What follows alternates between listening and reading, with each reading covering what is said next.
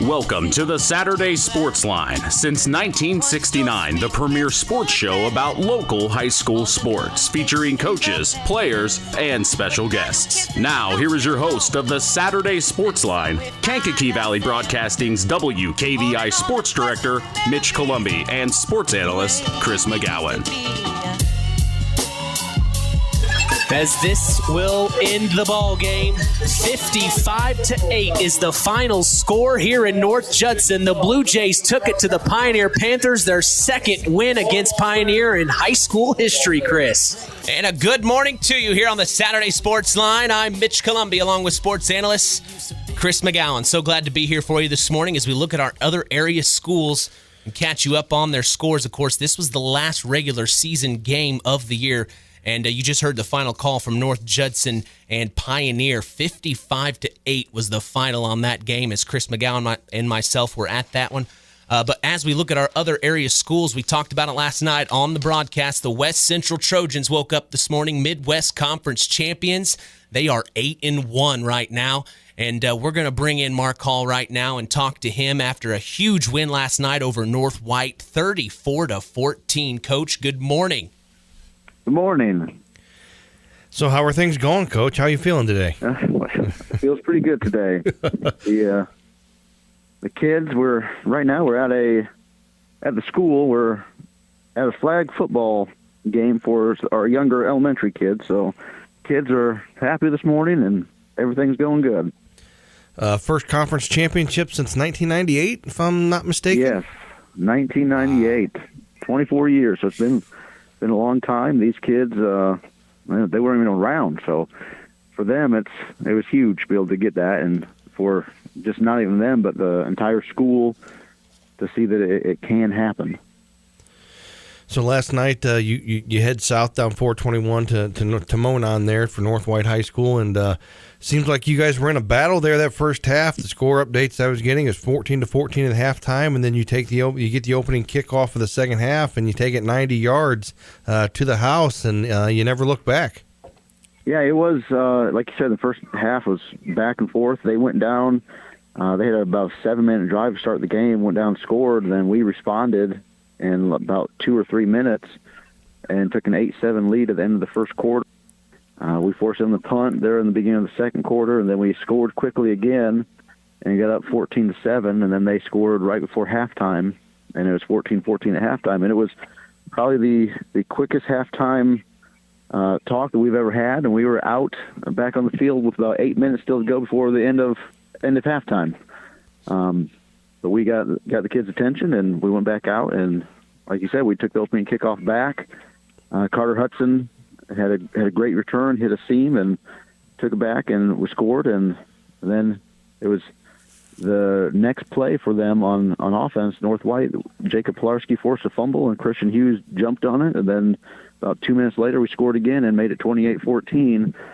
And then we added another score in the fourth quarter with Aiden White getting the last touchdown in there. So we had a great second half. The kids played hard, got after it, and North White was ready to go in the first half, and we just had to play a little better and eliminate some of the mistakes we were making on defense and be able to contain some things better. And we were able to do that in the second half, and it made the difference, and we were able to come out of there with a 34-14 win. So what adjustments did you make at halftime defensively? The turnover early obviously helped, but you give up 14 points in the first half, and then you come out and you shut them out the second half.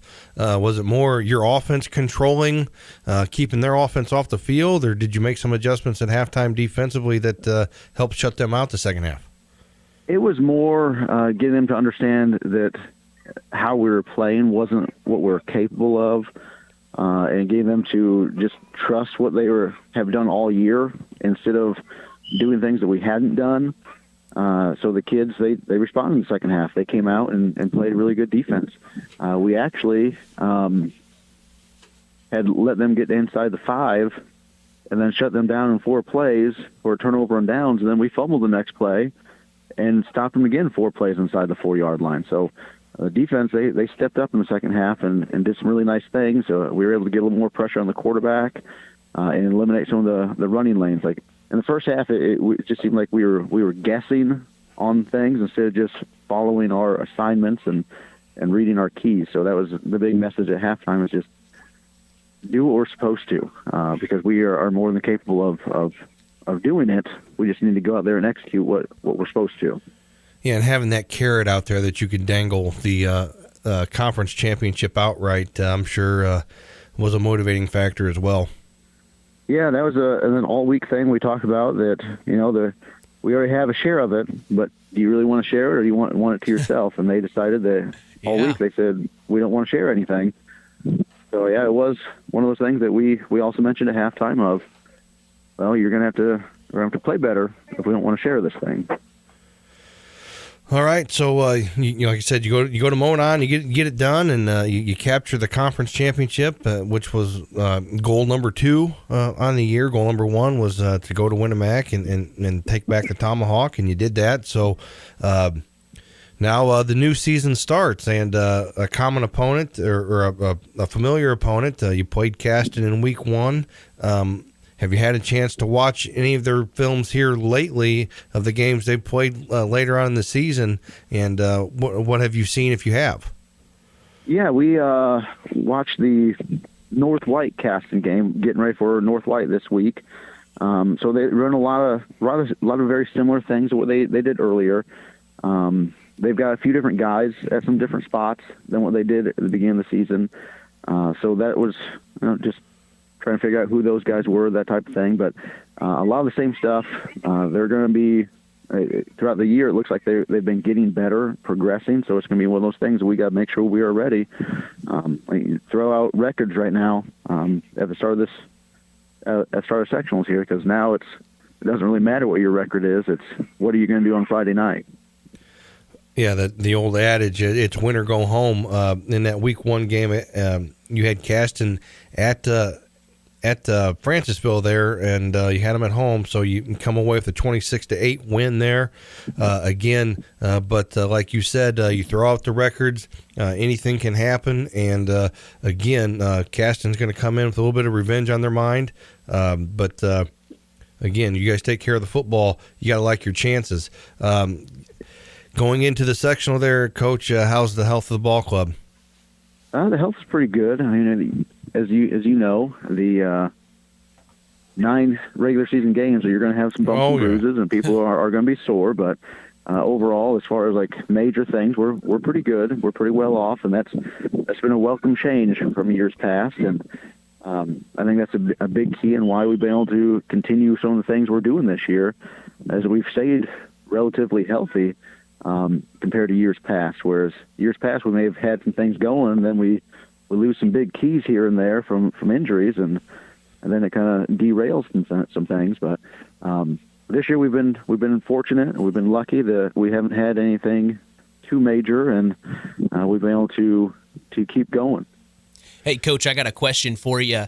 As we look at the whole schedule that you guys had, you finished the season 8-1. You just said You just said records are out the window for this next week.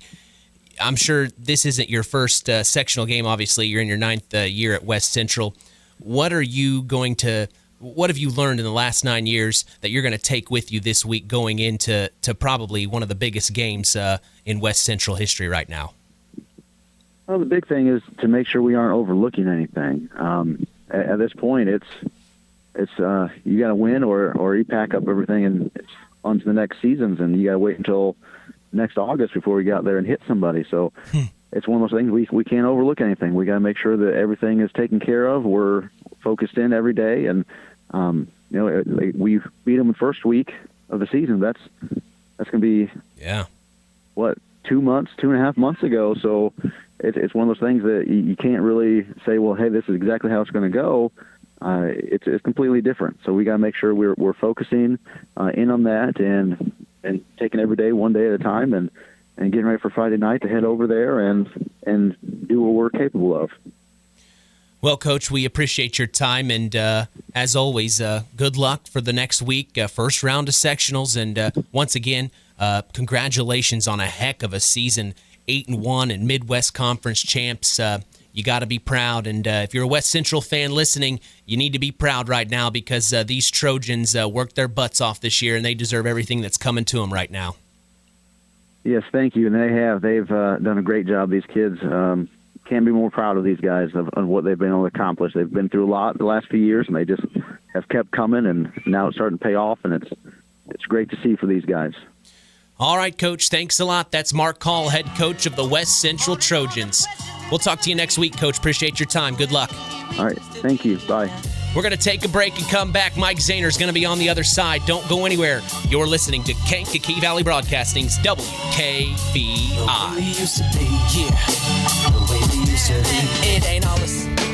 The Stark County Co-op has been a member-owned farm services co-op in Stark County since 1928. That's over 90 years, and they're still providing the same quality agronomy services to the farming community of Stark and surrounding counties. The Stark County Co-op is an LP and fuel provider. The Stark County Co-op purchases grain at both locations, Hamlet and Brems. You can reach them by phone at 1-800-782-3392, the Stark County Co-op. Coke knows there's nothing better than the beat of the summer. The beat begins in a simple and mellow place, from low-key to hyped up. So we're helping you and your friends drink it all in with 100 days of the artist's experiences, tracks, and concerts with the best names in music, all at Coke Studio. Drink, scan, and enjoy your Coke so you never miss out on all the amazing offers we're dropping this summer. Welcome to Marian University's newest location, Ancilla College of Marian University. Marian's newest campus location in Plymouth is your home for an on-campus college experience, from living in the dorms to being a collegiate student-athlete. Marian University is ranked third most innovative Midwest university by U.S. News and World Report. For more information about our 2- or 4-year degrees, go to www.marian.edu/Ancilla. That's www.marian.edu/Ancilla. Stay tuned for more sports talk with Mitch Columby on Kankakee Valley Broadcasting's WKVI. All right, Aldrich Harper under center, sets his man in motion. He takes the snap. He hands off up the middle. That's Cole Wilcox, who's going to get wide open space to the 20, 15, 10, 5. Touchdown, Cole Wilcox. The North Judson-San Blue Jays score again, 47-2 here in the fourth quarter with 8:40 to go in the game. My gosh, Chris, what a play. Welcome back to the Saturday Sports Line, the longest-running high school sports show in Indiana. Along with us is sports analyst Chris McGowan. I am Mitch Columby as the tradition continues. We are so glad to be here on K99.3 FM from the Pulaski Memorial Hospital studios. Hey, we're talking the Culver Cavs. They've had a heck of a season. They ended 5-4 last night. Tough loss to LaVille, but that's just been kind of what's going on around in this area. LaVille's just that type of team, but the Culver Cavs with a great season overall. Well, let's go ahead and bring in head coach Mike Zehner of the Culver Cavaliers. Good morning, Mike. How are you? Hey, good morning, Mitch. Good. How are you guys? We're doing good. Yeah, doing all right. Hey, you run into a buzzsaw known as the LaVille Lancers last night, but you're just the latest victim to that juggernaut. But tell us how the game went last night, Coach. Yeah, honestly, with 6 minutes to go in the half, we're down 7-0, and we played pretty good football up to that point. We didn't have some things go our way. We recovered a fumble on their first drive and they called a face mask. So they get the ball back and they end up scoring on that drive. I think that call gets changed, or we don't get that face mask, and we got a lot of momentum on our side. But as you know, you make too many mistakes against good football teams, and it's going to balloon. It's going to change pretty quick, and that's what happened. We ended up they scored. I think they scored on that drive to make it 13-0, 14-0, and then it was 13. They missed the PAT, and we go 3-and-out. They block a punt. They return that for a touchdown. So now it's 21-0, and ended up getting the ball back. It's 28-0 at half, where it could have been a 7-0 or 14-0 half. It ballooned there at the end, and that's what good talk with the team at halftime. Said, hey, we're right there. You played them tough. You played well for 20 of the 24 minutes there. You just got to put 24 solid minutes together and come out the second half and let's win the half, do what we can. Had a little drive going and ended up throwing a pick there that first half, and they ended up scoring. They got some big play potential. You know who they are. They right. This is the team that Will's been waiting for a long time, and rightfully so. And they're a good football team, no doubt. But I told our kids we play to the expectations we have and what we can do, and we're right there as well with anybody in the state. I truly believe that, and I think our kids saw that. And it's going to be a good eye opener, good film session, and we're going to take a lot of good things away from this. That's why I told them it's a total loss if you don't take anything away from it and learn from it. I think it's a great thing for us to refocus at this point. We love to play the case of the spoiler. At the same time, we love our draw and really like to make sure that we make a good tournament run here as well. Yeah, we'll get into that here in a second. But individually last night, who were you particularly pleased with? I thought all our kids did a great job. I mean, they're very physical up front in what they do, and their offensive line, defensive lines. We kind of hang our hat on at the end of the day on being physical. And I thought our lines, they're good. I told them all week we got to play at a lower level and a higher level. Lower level being the way we play, and higher level meaning the intensity we play with. And I thought our kids did that, in that first half. And guys like Stephen Pugh and Devin Burgett, Ben Lee, Braden Mulbash, and Travis Blankenship, and Ollie Morgan. Those guys have done a nice job for us all season. And I can't take anything away from their effort and what they did. Shane Schumann led us in tackles and did a nice job. I think he only had 10 carries last night, and that might have been by design and what we do, going forward and where we were at in that game last night. There's no use get somebody injured in a game that we're probably out of. But I felt like, those guys did a great job. Jason Cadle does a nice job managing the game for us at quarterback. You also look, Ethan Binion's been a player for us this year. Ryan Beam's a kid I probably don't mention enough, and his athleticism and what he does. And, I thought he had a huge game last week against Pioneer and had a big catch. And, Ethan had a big catch last night against LaVille. But all those kids, I'm probably missing, some more, but, all of them play hard. And they do everything we ask and to the best of their ability, and that's all we can ask for. Okay, so you finished the season 5-4, and let's be honest, you lost. You graduated a huge senior class last year that had a lot of success at Culver. Kudos to you and your staff to be able to come back and bounce back and put together another winning season. But again, that's in the past now. We start season number 2 this week.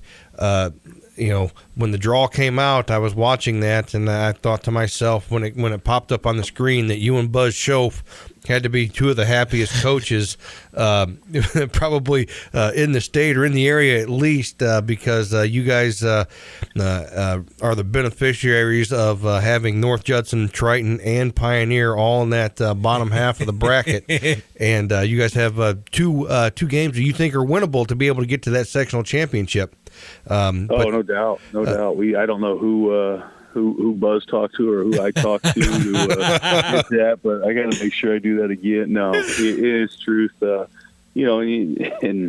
I know North Newton's struggling a little bit with wins and losses, but I always say that's probably the most dangerous team to play, though, too. A team that hasn't had any wins. I know everybody's 0-0 at this point, but man, those are dangerous teams. And then it's easy to overlook somebody like that.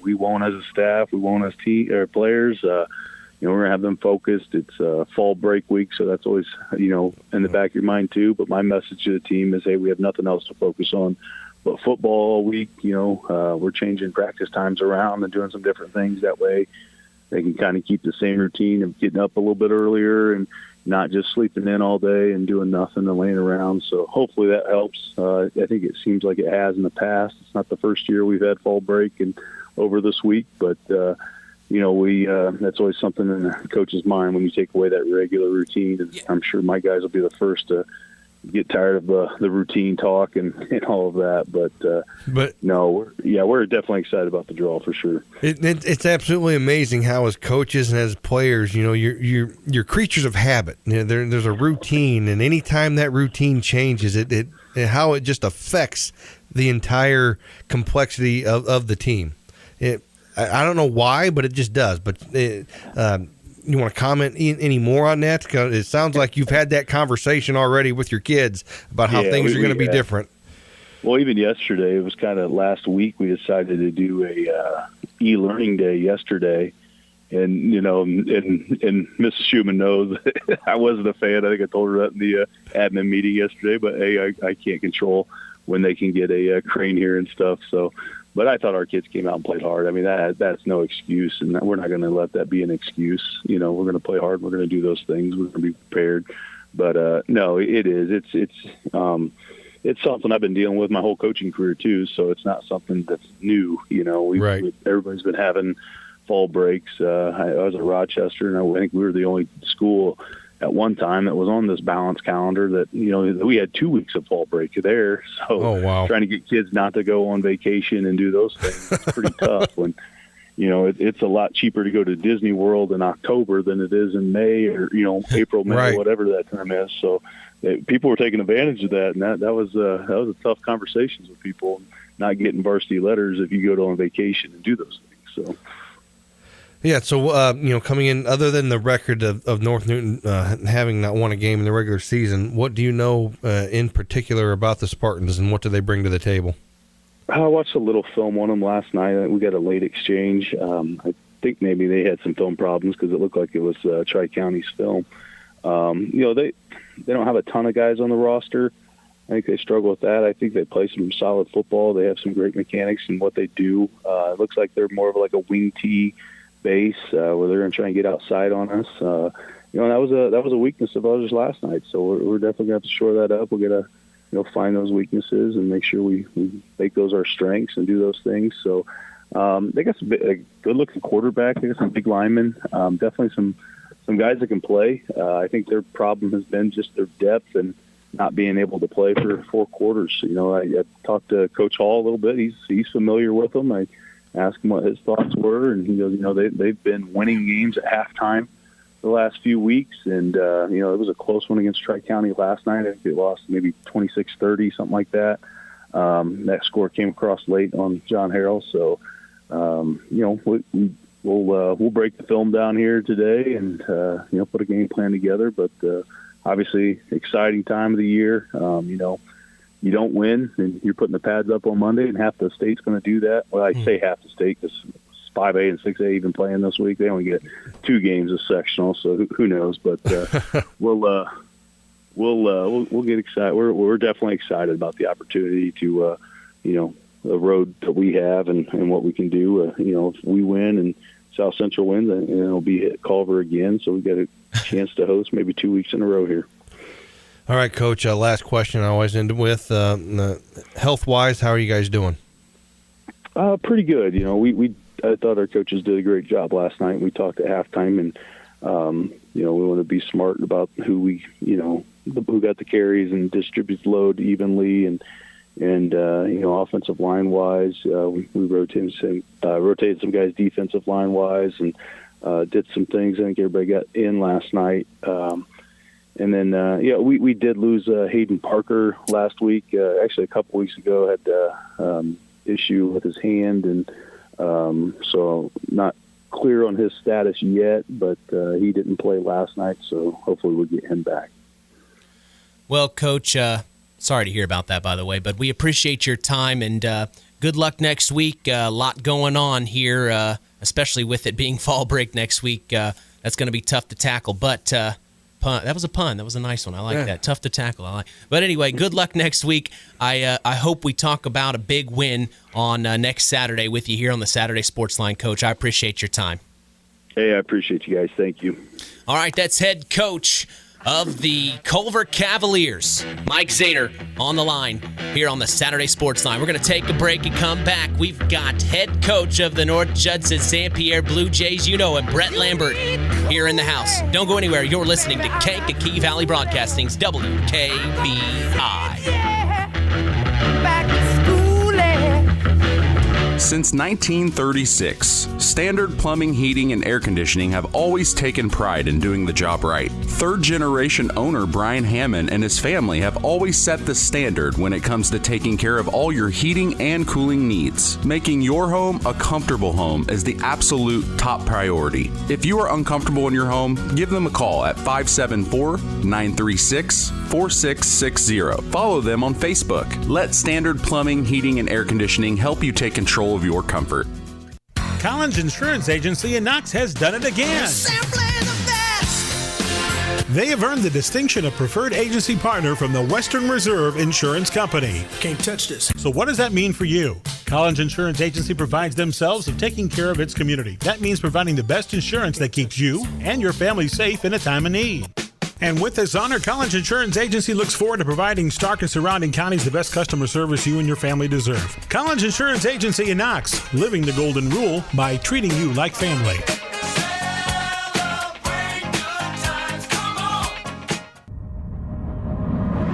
Let's continue the conversation with area high school coaches and more on the Saturday Sports Line. 4:20 and counting to go here in the first quarter, 8-0 as the Blue Jays lead. The Panthers are set to punt this one away, and it's blocked immediately.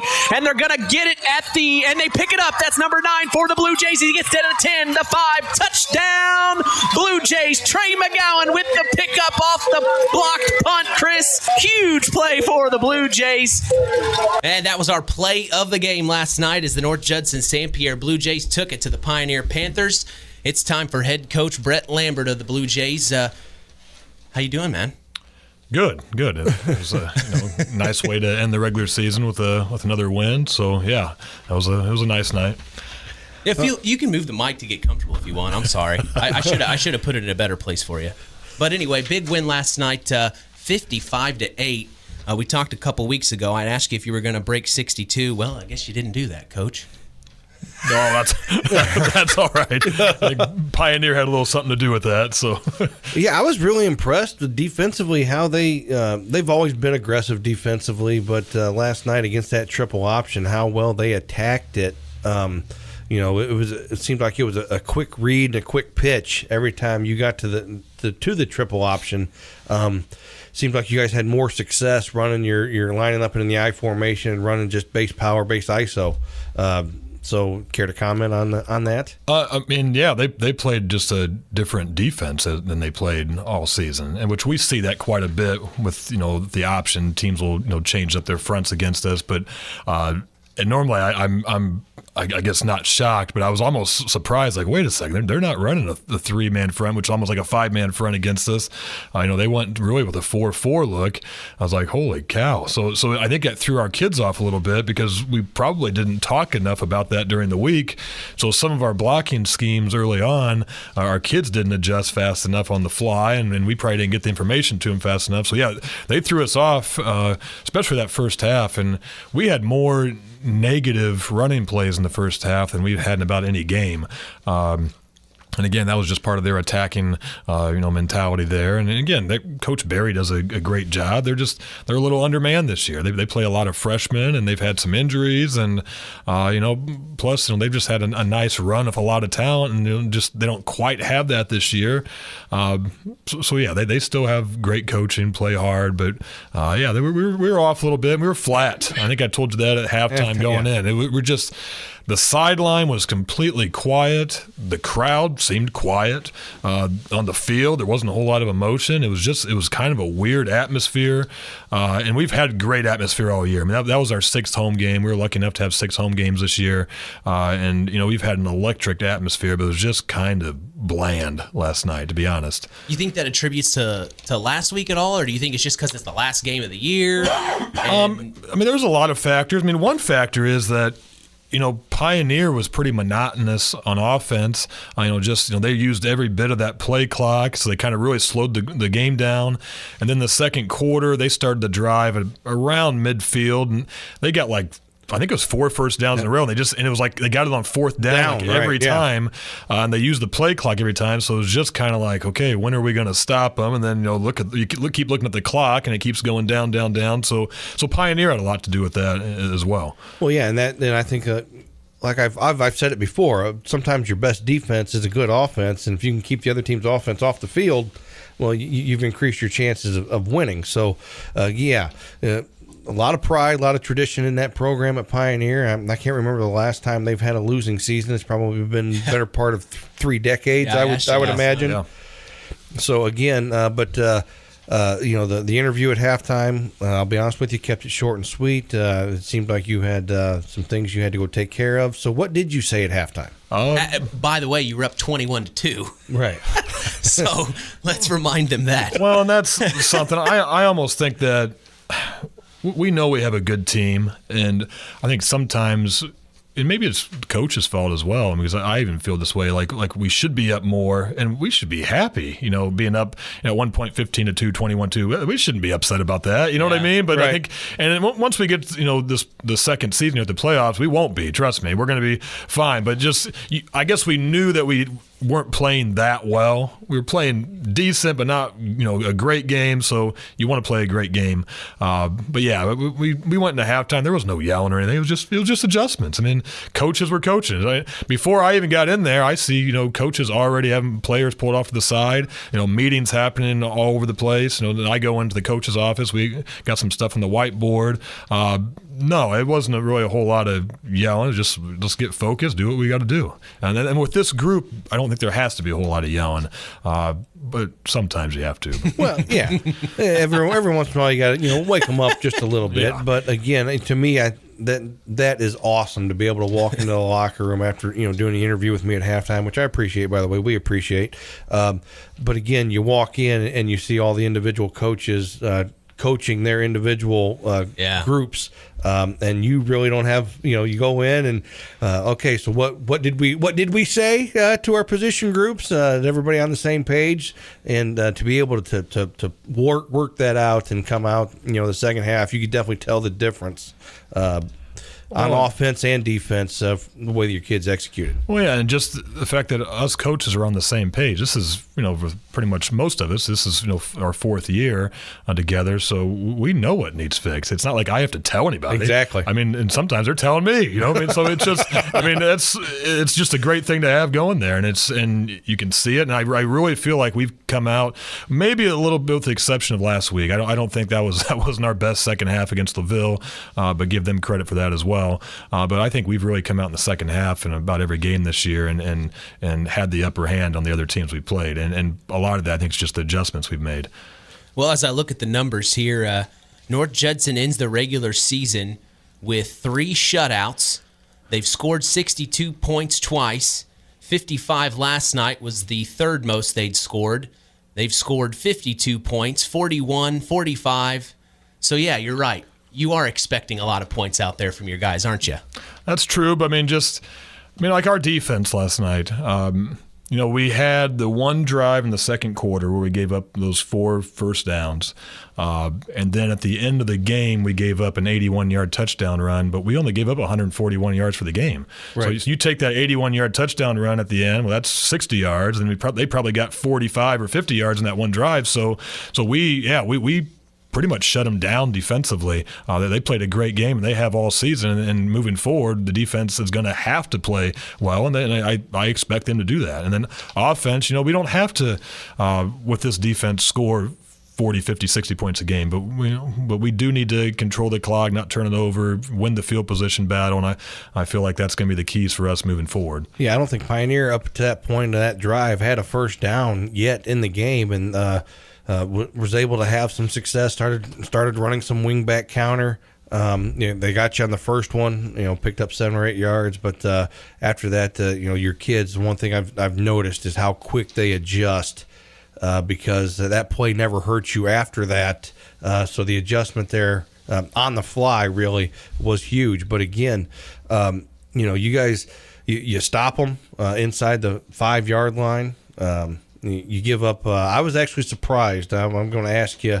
I was going to ask you too. You get the stop there on 4th down inside the 5, and then you come back, and your very first play, you go play action pass to give up the safety. Care to comment? Is that one you wish you had to do over? Hindsight's 2020. But there's a few flaws on that play. We were supposed to be in gun, so we could see any pressure coming. We didn't get in gun, but we were supposed to be.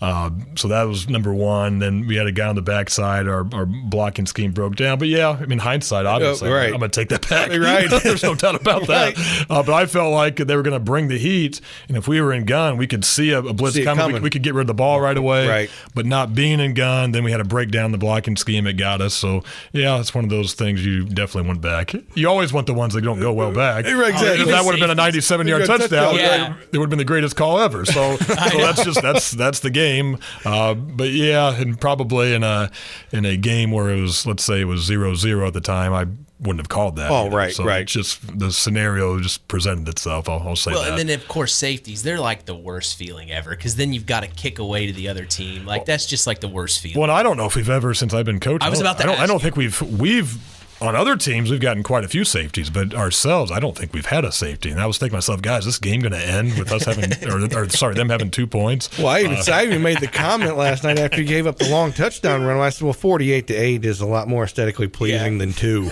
Yeah, I agree. I don't know why, even though you're giving up more points. I thought the same thing. Not that I wanted to give up the touchdown, but I kind of thought the same thing. Because people are going to be wondering what happened on that safety. 2 points. Well, and then in the post game, they turned the scoreboard off.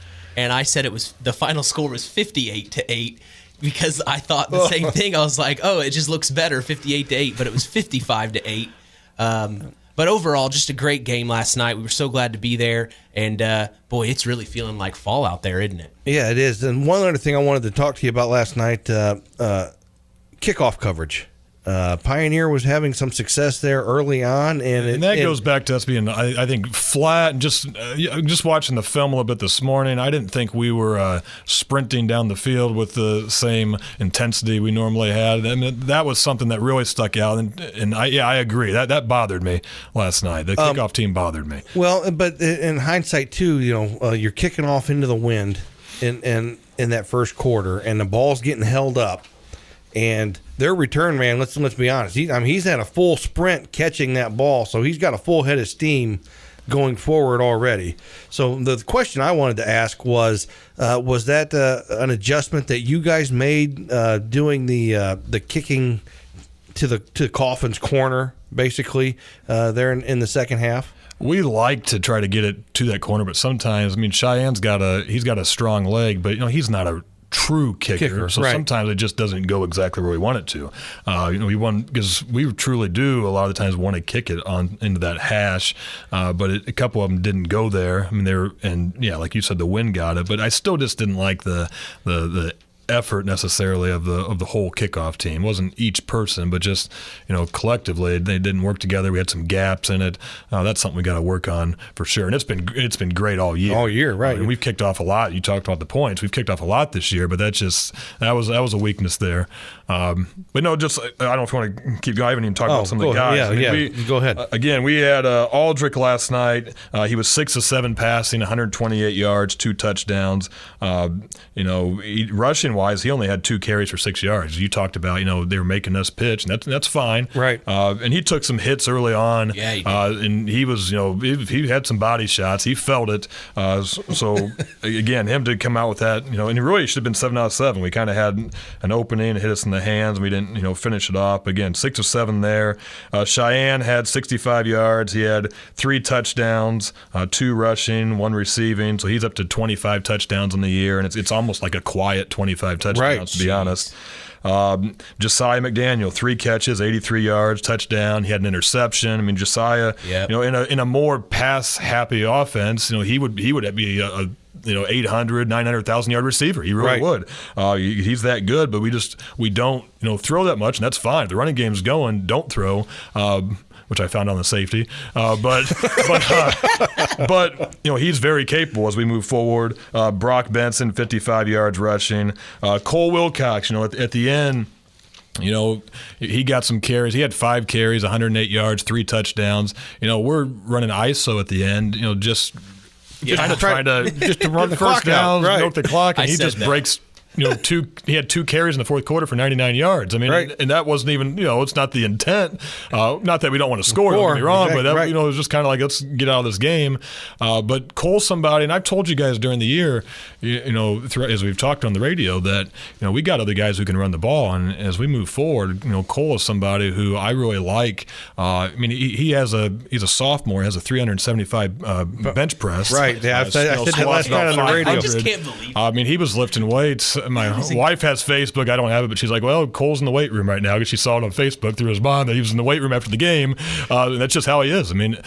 So he's somebody moving forward that's really going to complement Benson and Harper and of course Cheyenne and Josiah. So I think you're probably going to hear that name some more, in the playoffs if we're lucky enough to have a long run here. Well, I'm sitting there thinking, okay, so it's first and goal on the 10. You got Cole Wilcox lining up at the tailback position, and I just, in my mind, you and I, all the years that we've spent together coaching and just picking each other's brains at practice, when I saw Wilcox line up in the I formation, Benson in front of him, and then I see Cheyenne Allen lined up at the wing back and coming in motion, I'm like, oh, this is the Chris Meeks coming out and Coach Lambert keeping this in the back pocket because you got Benson and Allen leading up into the A and B gap for ISO with the kid like Wilcox carrying the football. Look out! Yeah, it could be nice. It could be a nice thing to have. I figured that's probably as far as you would go with that. But anyway, I just wanted to let you know that I'm on the sidelines just smiling, going, Chris Meeks. He was a big influence on me. Yep, and I like that style of football there. All right, so you finished the season 8-1, 7-1, or no 8-1. Yep. Yeah, so that's behind you now. Second season starts. What do you know about South Newton? Sorry, Coach.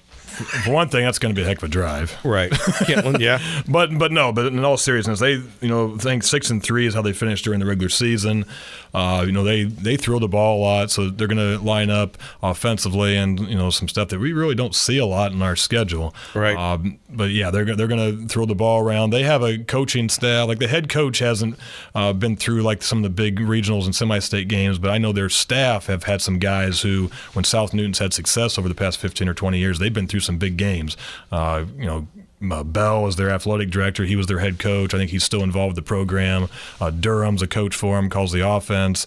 He's been through it. So I know they got a good coaching staff. I'm sure they're going to have some stuff ready for us. But I really think, for victory, we just got to do what we do and take care of the ball, all that stuff. But just ultimately, I think, what the difference can be in a game with somebody like them is just, we've played in the HNAC, which, we've seen week in and week out when you're going, against LaVille and Knox and Triton and Culver and, all these teams. We're getting some great competition, and I think that's going to prepare us for this run here that we're going to try to have. But again, it starts with South Newton, and go over there and take care of business. The one I went there when I was at North Newton coach, and I went there for a game. They got just one side of bleachers, which is a little bit different for us. And then I remember when I was at Rensselaer, me and the defensive coordinator went and watched them beat Adams Central in a regional game. So again, I've been there, seen some big games before, and the atmosphere. So I'm hoping that we bring some fans there and bring an atmosphere ourselves. Yeah, I've never been there for a football game, but I've been there a couple times to scout basketball. So yeah, it was just the longest night of my life. But anyway, hey, congratulations on a great Coach, season, thank you. and good luck next week against the South Newton Rebels. Yeah. All right, thank you guys. Appreciate appreciate your time. That's head coach of the North Judson-San Pierre Blue Jays, Brett Lambert, here on the Saturday Sports Line. We're so glad he stopped in to talk to us, and next week we hope to talk to him about a big win. Hey, we've got Knox Redskins head coach Russ Radtke. He's sticking around for a few words to talk about his win last night over Caston, 55-0. Don't go anywhere. You're listening to Kankakee Valley Broadcasting's WKVI. Life is busy. At First Farmers Bank and Trust, we know that your time is valuable. That's why we offer mobile banking, online account opening, and mobile check deposit. So you can take care of your banking and get back to the people who matter most to you, while we take care of the people who matter most to us, our customers. Visit us online at ffbt.com to learn more. First Farmers Bank and Trust. Member FDIC, Equal Housing Lender. Coke knows there's nothing better than the beat of the summer. The beat begins in a simple and mellow place, from low-key to hyped up. So we're helping you and your friends drink it all in with 100 days of the artist's experiences, tracks, and concerts with the best names in music, all at Coke Studio. Drink, scan, and enjoy your Coke so you never miss out on all the amazing offers we're dropping this summer. You're listening to Mitch Columby and Chris McGowan on Kankakee Valley Broadcasting's WKVI. Back for more at the Blascott Memorial Hospital Studios. I am Mitch Columby, along with head coach of the Knox Redskins. You know him well, Russ Radtke. A shutout performance last night against the Caston Comets, 55-0, as it was senior night here in Knox at Community Field. I bet it was an amazing experience. Should have been a part of it, but we were at North Judson last night. Coach, tell me about the game last night and what you were glad you saw on the field. I think we have the intensity is showing up right now that is going to need for a playoff opportunity that we got. And, crowd was fantastic. The band was there and got everything in. I think they're already taking off early this morning for a tournament of their own. And so these are all things that really carried over, and we really appreciate the fans. The senior night's important at any time. All those years I've been coaching, you have to say goodbye to some seniors, but they really play with a little bit more intensity now, knowing that there's this could be it. And so we aggressively came after them. We scored those points in just three quarters. And they're fairly young over there at Caston, but you still got to play the opponent that's been assigned to you, and that's who we had to go after last night. And we're bringing a lot more guys up. Our JV ended up 6-2 this year in football, and a lot of those now are don't have to save quarters or anything, and so they're progressing into the lineups. And we saw a lot more guys getting those opportunities last night. Well, you finished the season off at 6-3. You've got to be happy with that overall. Did really well the last three games of the season, winning all three of them. Tell me a little bit about what you prepare your team going into the last week of the season. Is it any different than any other week? Or like you said, do you kind of focus in on the seniors and say, hey, this is the last regular season game of your high school career? What is it that you prepare your guys for? Well, I think the expectations of our specialty teams are much more important. I mean, Bo Radtke's in complete charge of all our specialty teams, and I believe there's 7 of them that have to be on the field at the right time, at the right place to carry on. You do a great atmosphere out there in a game, but then all of a sudden, you do a fine thing on defense, and then you give up a punt return. Last year, we basically did not win the sectional championship because of a punt return and a kickoff return. Those are 2 of the touchdowns that Hanover Central scored when we were up 14-0. So you got to get that going, and I think right now it really shows. An example, last night, Baylor Huff was able to get a touchdown as a senior on a kickoff return, whereas he doesn't get a lot of opportunities otherwise, but he's there at every practice. He has to exemplify the opponent's offense. He has to do things with a special jersey on that shows I'm the target, come get me. Well, when he had an opportunity last night, he popped one for about 77 yards to start the second half. So we bring all that together, and we can put about 35-plus guys on a field during a varsity football game. That's kind of what we're looking at right now to make this run through the tournament. Well, as we talk about the tournament a little bit, we look at Lakeland. What do you know about Lakeland? And, of course, we're going to be at that game. We're very excited about it. And tell me a little bit about what you know about them, if anything at all. Well, we don't have to drive 90 miles to their place. Yeah, they're coming here. They're coming here. Which is why we wanted to do that game. It's just in the backyard here. I would imagine expense-wise for you for mileage would be a little bit different. But I would say that we've got films on them. We're already preparing for them.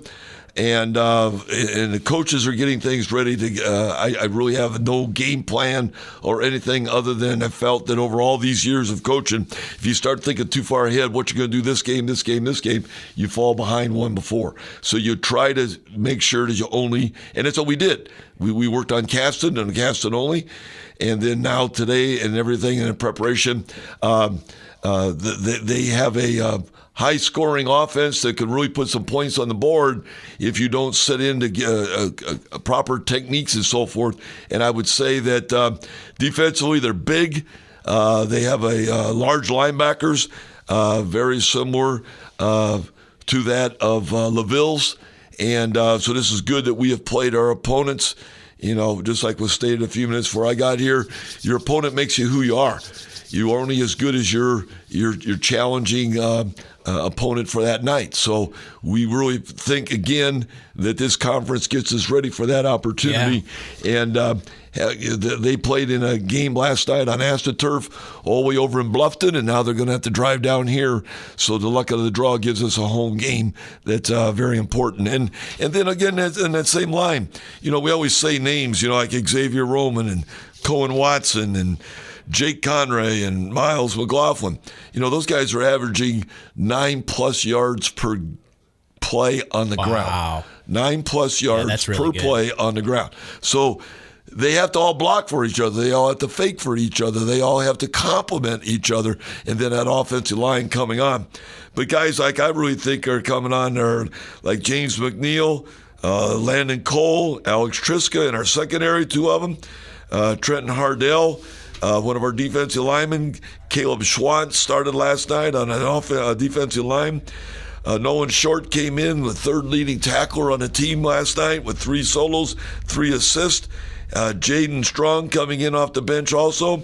Then you got Dominic Triska, a sophomore, and another freshman, Kane Weber. And I'm not just trying to pick those boys out, but they deserve that opportunity, having gone against our offenses and our defenses and exemplifying them in practice. It makes them grow that much better. And I'm telling you, the big answer for how far you want to go, and this is where those, you know, I'll say it again, those cheating Catholics have that opportunity to have a large number of players in the only platoon.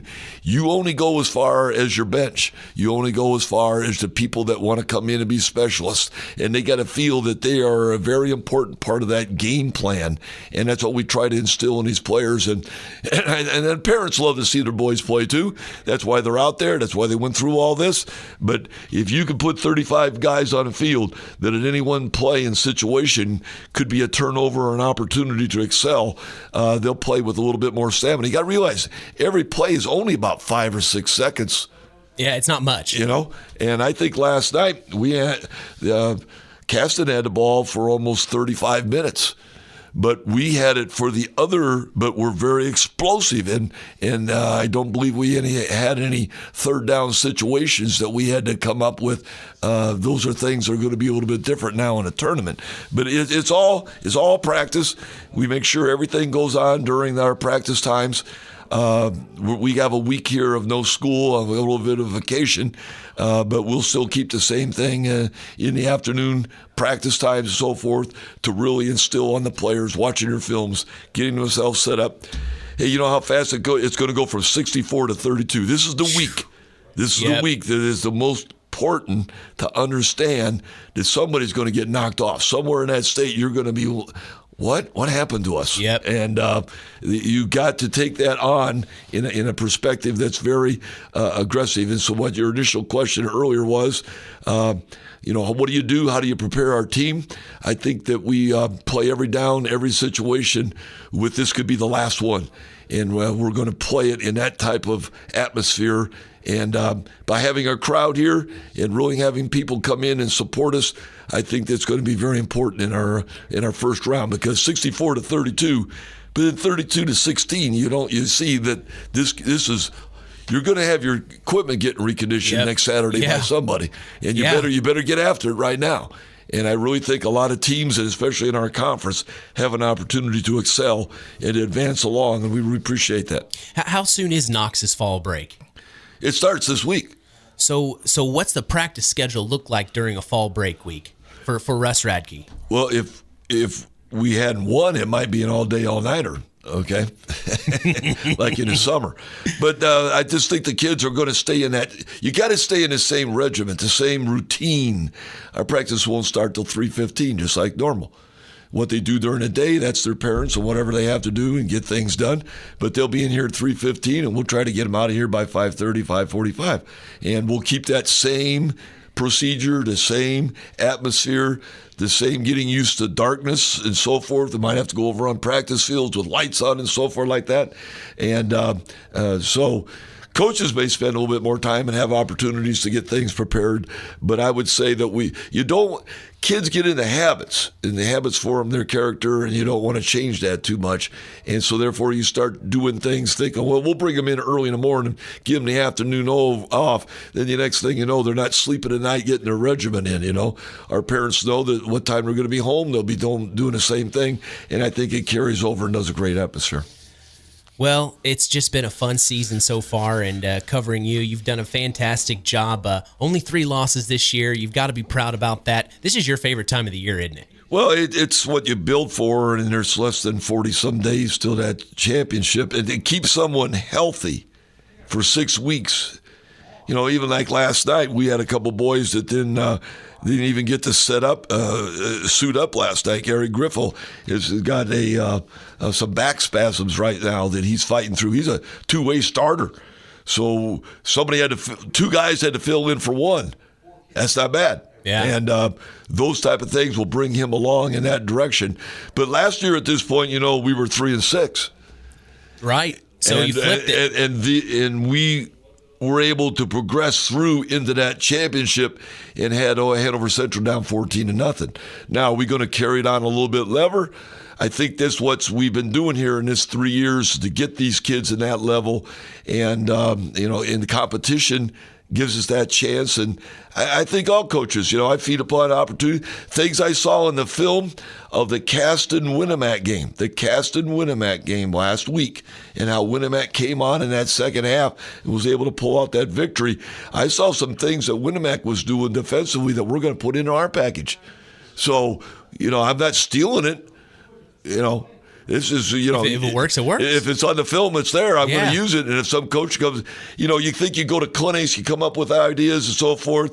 It's nothing more than just been given the opportunity to have seen something and now put it into your atmosphere and how you're going to do it. And this is a carryover and why we study film so hard and try to give these kids some exciting things to do.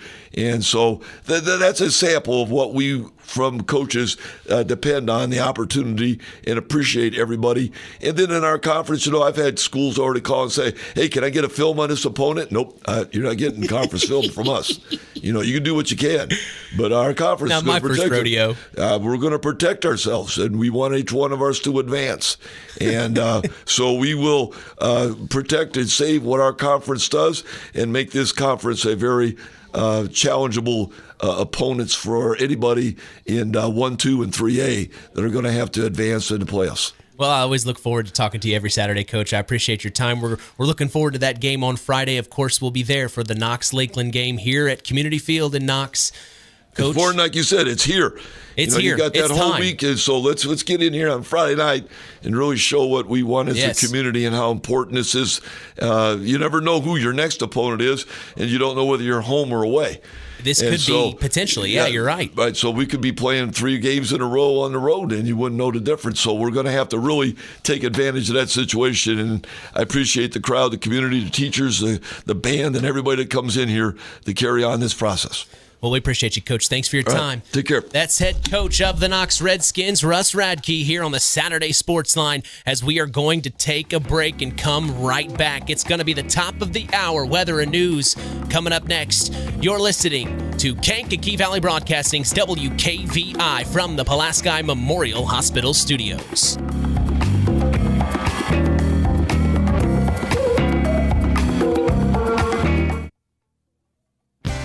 From the Pulaski Memorial Hospital Studios, quality care closer to home. You're listening to WKVI FM 99.3. Knox, North Judson, Winamac, playing the best of vinyl gold. A service of Kankakee Valley Broadcasting. Fox News, I'm Carmen Roberts. Police in Raleigh, North Carolina, still trying to figure out the motive for Thursday's deadly shooting spree. The shooter killed at least 5 people ranging from 16 to 52 years old, including off-duty police officer Gabriel Torres, who was on his way to work when he was shot. Fox's Rich Edson, the suspect, a 15-year-old boy, is hospitalized in critical condition. The Pentagon's preparing a military aid package for Ukraine worth $725 million. Officials are saying this latest package doesn't include major new weapons. Instead, it'll be restocking ammunition for weapon systems Ukraine's already been using successfully against Russian forces. Fox says Jill NATO, Russian-installed officials in occupied southern Ukraine are warning civilians to leave as Moscow's forces prepare for a major push by Kyiv. America's listening to Fox News. It's a new day because COVID vaccines just got a big update. So all the big stuff coming up this fall, well, now you can say, you bet I'll be there. Because updated COVID vaccines protect against both the original COVID virus and Omicron. And everyone 5 and older can get one. So this is a moment we've all been waiting for. Find updated COVID vaccines at vaccines.gov. We can do this. Paid for by the U.S. Department of Health and Human Services. From the K99.3 Weather Center, here's your forecast. It'll be mostly sunny and 52 today. Tonight, clear and 41, wind chill about 35. For Sunday, cloudy 57. Sunday night, cloudy 37. And your outlook for Monday, it'll be mostly cloudy, scattered showers, and a high of 44. That's your weather forecast from the station that brings you vinyl gold, the best music of the 60s and 70s, WKVI. From the WKVI Weather Studio, it's 39. It's time now for Hour 2 of the Saturday Sports Line with your host, Kankakee Valley Broadcasting's WKVI Sports Director, Mitch Kolbey, and sports analyst, Chris McGowan.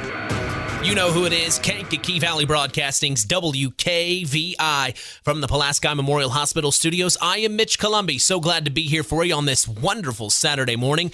It's the Saturday Sports Line, the longest-running high school sports show in Indiana history. We are talking the Athlete of the Week. We announced her last Saturday. Her name was Avery Hendrixson. I had a chance to sit down and talk with her. Amazing athlete. Not only is she a cross-country runner at Tri-Township, she is also a volleyball player for the Tigers. Here's my sit-down interview with Tri-Township Tiger, Avery Hendrixson. You start in the summer with cross-country? Yeah. But then when does volleyball pick up? Volleyball starts, we do open gyms all throughout the summer, and then our real practices started in August. You almost have to start getting ready for the season at the end of last year. Yeah, because next month we start basketball, so June is full of basketball, and then cross country starts in June too. So you don't really have a summer. No, not really. But this is what you choose to do. Yeah, it's... And what is it about sports or athletics that you enjoy? It's just being with the bonds I have with all of the girls and the feeling of winning. It's rewarding. Are you a competitive person, would you say? Yeah, I would say I'm a competitive person. If we lose, I'm mad, but eventually you just have to get over it. Tell me how you juggle when volleyball starts up. So you've done basketball, you move into cross country, you're getting ready in the summer. Now you move into volleyball, but you still have cross-country practice. So is there communication with the coaches? Yeah. How does that work out? So I think that the coaches play a big role in that because they know that we're such a small school, so they go on our pace, basically. So when we have volleyball practice, cross-country practice will be later, and they know that because such a small school, all the girls have to play all the sports. So are you the only person on the team that plays 2 sports? Oh, no. Almost all of us do. How long are the practices? Cross-country is you run how many miles she says, then you're done. So, it just ranges from, 30 minutes to an hour, stuff like that. But volleyball practices are usually, 2 hours. So you'll show up to volleyball practice, already have ran. Yeah. Yeah. How long have you ran when you show up to volleyball practice? How much have we run in cross-country? Yeah. I think the most we've ran is, 4 or 5 miles, and then we go to volleyball. Yeah. So, are you winded at practice, or has your stamina picked up over time and you've gotten in really good shape? Yeah, I think we get in good shape from it because it's not really a big deal to us. So when you get out to the volleyball court, as far as you're concerned, you have the energy and the drive to continue. Yeah. There is no You don't stop. really get winded, no. So, do you think this preparation helps you out on the basketball court? Oh, yeah. And what position do you play in basketball? Shooting guard. So your coach is Mr. McGowan. Mm-hmm. Tell me about what his philosophy is as a basketball coach, because we're transitioning into basketball season here very soon. So, his motto is, we will condition with the ball in our hand unless you don't go hard enough. So, I feel like that's rewarding to us because he, gets us ready for the game with a ball in our hand, and we do 2 and 1. We get it both done. So I feel like that's the most he's really good about that. And are all the girls on the team really good friends? Oh yeah. So, we all love each other. So do you guys hang outside of school as well? Yeah, most of us That's do. Cool. That makes it fun. Yeah. At first in volleyball, we were struggling. We couldn't. We knew how to work together, but we just weren't executing. We would talk about it, but we just weren't doing it. But our coach, I feel has really supported us and shown us what to do and what to prepare ourselves for. And when we went against Covenant Christian the first time, we did get beat, but we saw what our mistakes were, and this whole week in practices we've worked on those key areas, and we've gotten better at each one of them for tonight. You could pick cross country or volleyball. Is there anyone that you can really look to as a teammate and say, man, they are always there for me when I need them? Addie Gorski, she's my best friend. I feel I can always go to her if I'm either down, or she's just there to support me in both of the sports because she does cross country too. So. What's your parents' names? Heather Ligda and Jim Ligda. I mean, this takes a lot of time out of your schedule. You're busy, constantly going places. Yeah. Tell me about that. They're so supportive. I feel I do a lot of it for them to show them they raised me, so I'm gonna give them reward for it, So I feel they push me to do better. Do you like school? Oh yeah. What's your favorite class? Oh, that one's hard. Either English or anatomy. Anatomy? Yeah, I'm in the anatomy and physiology this year, and I'm actually enjoying it. Do you have any ideas of as a senior, do you have any ideas or thoughts of dreams that you'd like to do? So I haven't decided yet, but the 2 I'm picking between is either physical therapy or occupational therapy. I know I want to work with people, but that's it. That's all I know. You'd like to say hello to this morning? I guess I can call out my grandmother for being a great cross-country coach. She's been so supportive and everything, just family in general. They're just really good people. So is that why you got into cross-country, due to your grandmother being the head coach? So my freshman year, she was not the coach, but I had a broken ankle at the time. Mm-hmm. So the next year, she was our coach. So yeah, that's kind of why I've stuck with it all these years, because I'm not the best runner, but she pushes us to do better, and she shows me I can do it. So. And tell me about your volleyball head coach. She is What's her name? Allie Garner. So she came last year, but this is my basically first year doing it. And the reason I played the sport was because I heard that she was the coach, and she proved why I played the sport. She was so supportive. She made me feel comfortable in the new environment. She made me feel included, for sure. So you would say a cohesive unit, this volleyball team. And then we look forward to seeing you on the basketball court. Yep. I'm sure we will. I was so glad I finally got to Tri Township this past week.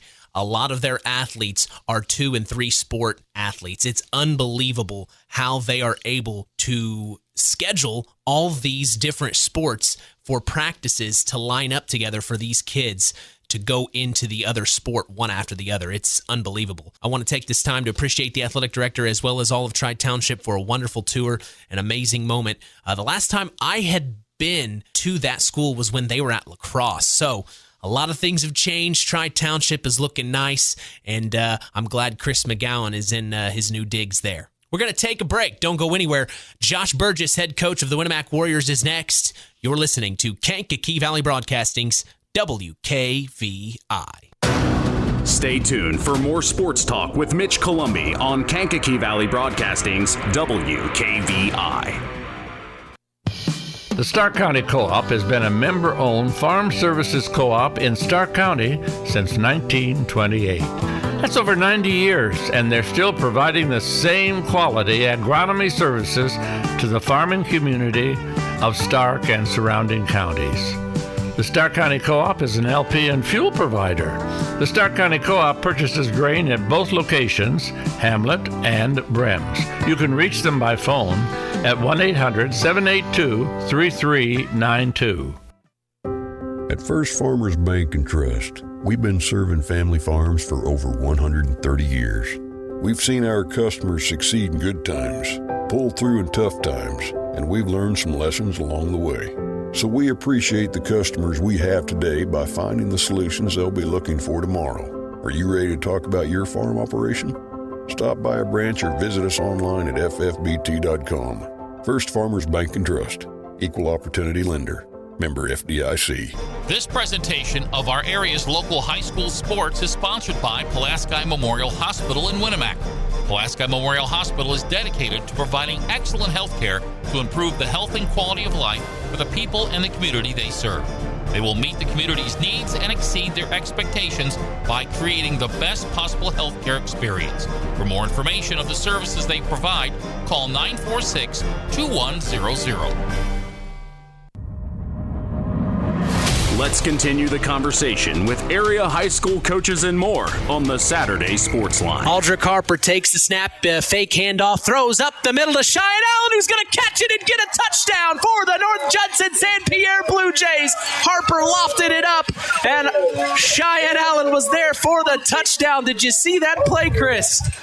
All right, welcome back to the Saturday Sports Line, the longest-running high school sports show in Indiana history. I'm sitting here with head coach of the Winamac Warriors, Josh Burgess. Tough loss last night against Caston, finishing the season off for the Warriors, 2-7 on the year. But that young team has learned a lot this year, Josh. We've talked to the last 9 weeks, and they've got a lot of games under their belt now that I think that they're going to move forward. And this Friday, taking on, who is it again? I'm sorry? Lafayette Central Catholic. Lafayette Central Catholic. And, we're looking forward to that game. You're going to have to travel all the way to Lafayette there. But tell us about last night a little bit, maybe some good things you saw on the field that you're happy about, that you're seeing your team grow. Yeah, we've talked all year about our team being more consistent and just kind of a learning process. And from, where we started week 1 to where we are now, completely different team in all 3 phases of the game. Last night, actually, we got off to a pretty good start. We kicked off, stopped them, got 3 and out. Offense got on the field, and we had a couple nice plays, moved the ball a little bit, had to punt, and we forced them to go 80 yards for the touchdown. Really didn't give up any big plays. They just kind of, 5-6 yard plays down the field, but we made them earn it to get 7-0. So, felt pretty good, moving the ball again offensively, and just the turnover bug kind of came back last night. I thought we'd got rid of that at Caston, but. Had a fumbled snap, went through our quarterback's hands, and they recovered it. So gave them a short field. They got a score off that. Next series, we throw an interception. They return to the 4-yard line. So, you're not going to stop a team like Triton, any team, but a team like Triton especially, if you're going to give them a short field. So, went from 7-0 to 21-0 pretty quickly. Put a drive together right before halftime and got in, get it 21-6. But then they scored going into halftime, make it 28-6. So, we felt without the turnovers, maybe 14-6. You can't play that what-if game, but and give Triton a lot of credit, too. They capitalized on our mistakes. They've got, the tailback, the shoe kid, and their quarterback was Shively. They're really nice players, but I thought up front they were very aggressive, very experienced up front, and kind of took it to us. at times, and we didn't respond to that very well. So, again, kids are playing hard. They're improving. We just, against a good team, we can't turn the ball over, give them short field, can't make some mistakes, miss tackles. Those things are going to be magnified when you're playing a team like that. Well, and let's just let the listeners know right now who may have not been watching Winamac Warrior football all year. If you were to look at these scores, this does not reflect the Warriors team at all. The games that we watched, your guys, there were moments where, you can see you could see the growth in this team. From the first game we did of the season to the second and third, you could just see each time they get better and better, especially those young guys. And that's telling to me that the coaching staff and what you guys are doing down there at Winamac is working. Does the schedule, or does the record of the schedule reflect that? No, but the hard work that you guys have put in, I was down there during your practices. I saw it firsthand. You guys are doing the right thing. You're taking step by step. And I'm just very excited, especially with your young guys like Cash Roth. And he's just so fun to watch. And, yeah, he's had a little bit of issues here and there, but he's only a sophomore. So, these are the types of things he's going to have the whole year to remember about and get ready for next year. And, hey, going into this Friday night, let's not write this off yet. Let's go in head first, be positive about this. Who knows what could happen? And at the same time, you guys have shown stints on defense. Russ Radtke was just talking about that. He was watching your film against Caston and said he's going to be using some of that defense that you guys were using. And I'll add on to that. The several times that your defense really locked in, Zane Bell comes flying in out of nowhere several times. You've got the pieces in this defensive unit. You can tell it's there. It's just going to take a little bit more time. Yeah, exactly right. We talked about, hey, we want to win every game. Yeah, we do. As coaches, as that's kids, Winamac football. That's the mentality we have. But at the same time, I've talked about it several times. As long as we're getting better and seeing improvement from game to game, that's the main thing that I'm really concerned with and worried about, and our staff is too. So give our kids credit. They've season probably hasn't gone the way that they wanted it to, obviously, but they've worked hard and they've kept working and plugging away. And like you said, tournament time, I love the tournament. Everybody says it, but everybody's 0-0. That's a fact. And every year you see upsets, and we'll have a tough task ahead of us. Central Catholic is a program just steeped in tradition. They play in a tough conference. They've got very athletic, skilled kids. Got some size up front. Coach Ney and his coaching staff does an excellent job just year in and year out with their kids and how they compete. So, hey, you got to beat everybody to win that sectional. So it doesn't matter when you draw anybody. You're going to have to play them, and you're going to have to win tough games to get that done. So we're looking forward to the opportunity. We're going to get a game plan around as coaches, and we're going to put it in this week, and we'll go down there and see if we can get it executed. And I do know that Winamac's fall break is this week as well. It's interesting how all the area schools are taking the same fall break week, but tell me the preparation that you have scheduled for this week. I know that if I was a student, if I was playing for you and my parents wanted to take me to Disney World, like Mike Zehner said earlier in the last hour, what would you be telling me? Would you well, you're not playing on Friday. Is that what you would tell me? Well, the kids have to be there. They have to be there at practice. We can't play a kid that's not at practice all week and put him ahead of somebody that is. So, we don't have too many of those concerns. Our practice week's going to be pretty similar to what it always is, just with the guys on staff. Brandon and I are the only two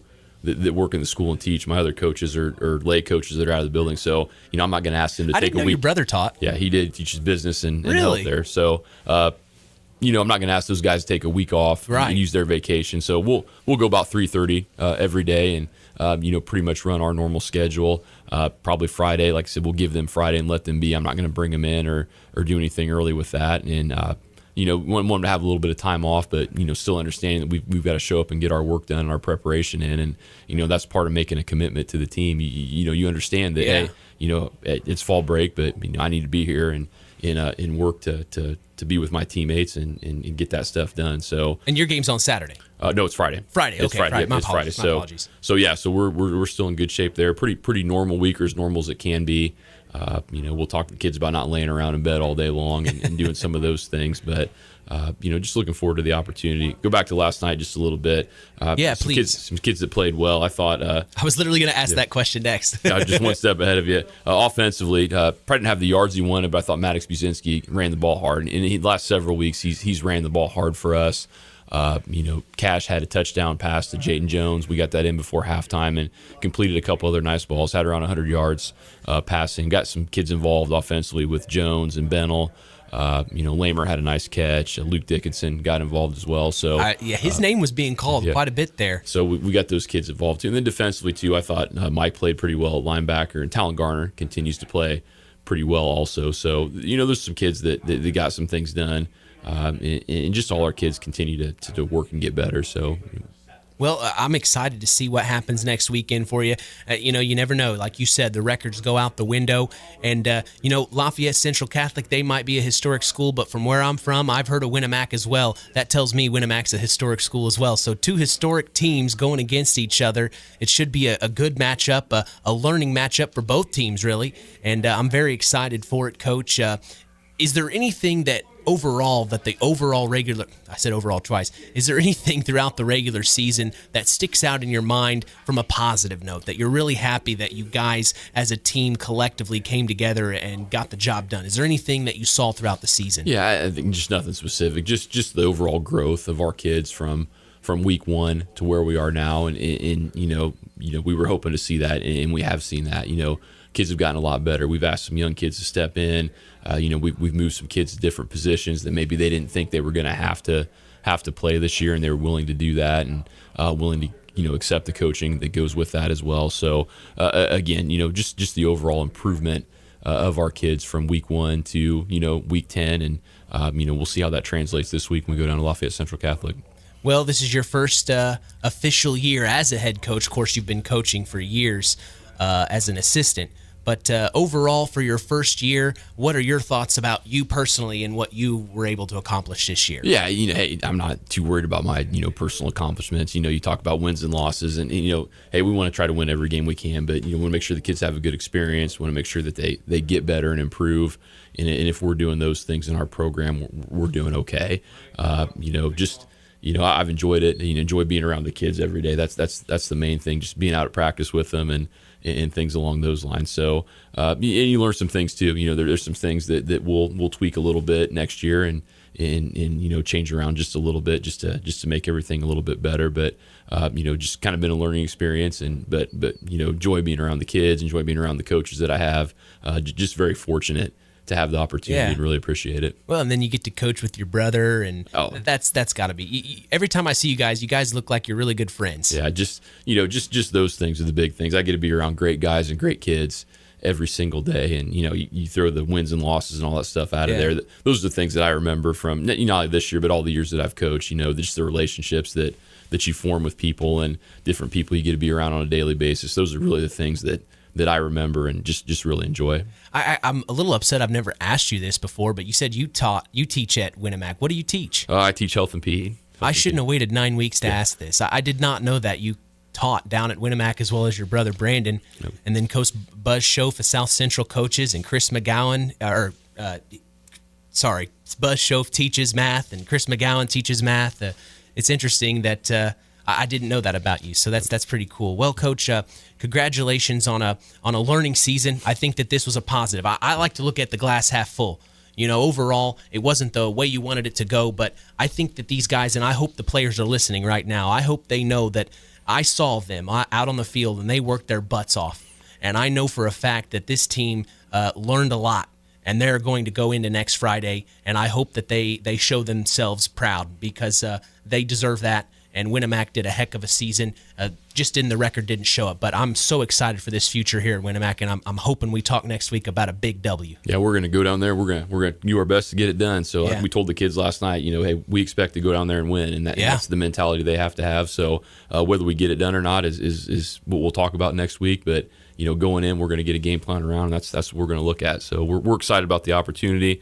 We'll go down there and play hard, and we'll see what happens. All right, that's head coach of the Winamac Warriors, Josh Burgess. Appreciate your time, Coach. I appreciate you guys, too. Thanks a lot. Hey, of course. All right, we're going to take a break and come back. Head coach of the South Central Satellites, Buzz Schoff, is here to talk about last night's big win over Hammond Knoll.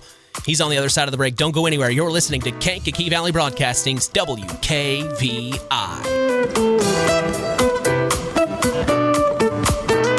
Welcome to Marian University's newest location, Ancilla College of Marian University. Marian's newest campus location in Plymouth is your home for an on-campus college experience. From living in the dorms to being a collegiate student-athlete, Marian University is ranked 3rd most innovative Midwest university by U.S. News & World Report. For more information about our 2- or 4-year degrees, go to www.marian.edu/Ancilla. That's www.marian.edu/Ancilla.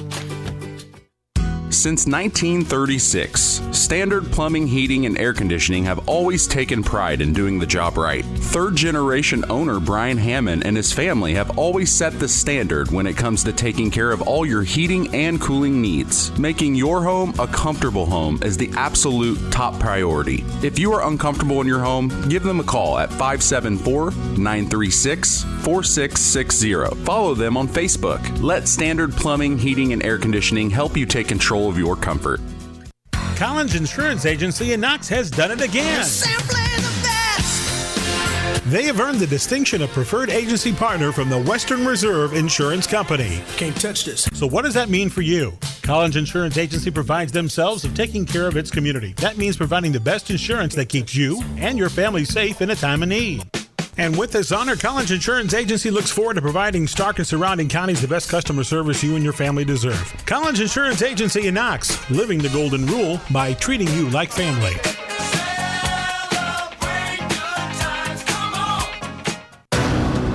You're listening to Mitch Columby and Chris McGowan on Kankakee Valley Broadcasting's WKVI. They're going to go for it as if they'd punt. It'd just be about the same.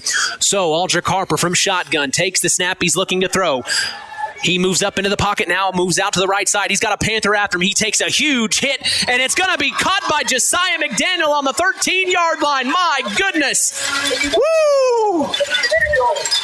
All right, welcome back to the Saturday Sports Line, the longest-running high school sports show in Indiana. I am Mitch Columby, along with head coach of the South Central Satellites of Union Mills, Buzz Schoff, as they finish off the 2022 campaign in style. A big win over Hammond Knoll, 35-12, and they made that clock run for, what do you say, the rest of the second half? Well, it was, I think we had one drive in the to start the second half, and then halftime was 28-0, and then one drive, and then we score, and then it's a running clock from then on out, and then we start subbing in and getting everybody in the game, and they end up scoring twice, and that's okay because once there was some confusion on our sideline, kids are like, oh no, that means the clock doesn't keep running. I'm like, no, once it starts, it doesn't stop. Yeah.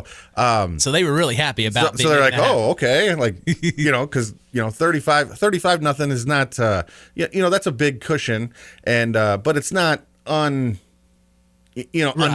Right. So once they scored, what do we do? I'm like, no, we're rolling with this. Like we're gonna be fine. Our kids are gonna figure it out. They're gonna slow the game down a little bit. So it was just one of those. It was one of those nights where our kids were having fun, coaches were having fun. We're discussing things other than what's going wrong out on the field. Like when you can joke around with your buddies who you're coaching with, and you can turn around to a kid on the sideline and just kind of laugh and it turns out for a fun night. So it was one of those experiences that we needed this season and a home game, because we've been on the other side of that many times, and we're at home, so our student section is yelling and screaming and having a good time. And I think like midway through the second quarter, when it was like 21-0, they start the buses chant. Oh, they've been waiting all year for that. It's like well, it's a little early for that, but it's nice to hear it. You know what I mean? Like, yes. Like